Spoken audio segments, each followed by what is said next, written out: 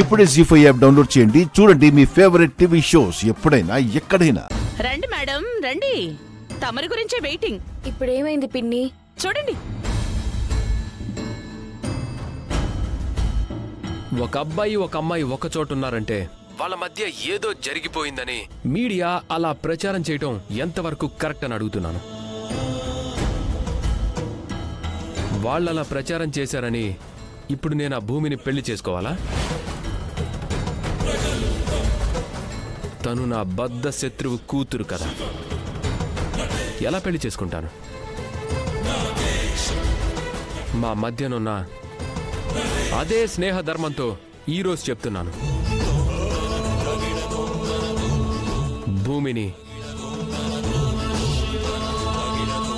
పెళ్లి చేసుకుంటున్నాను.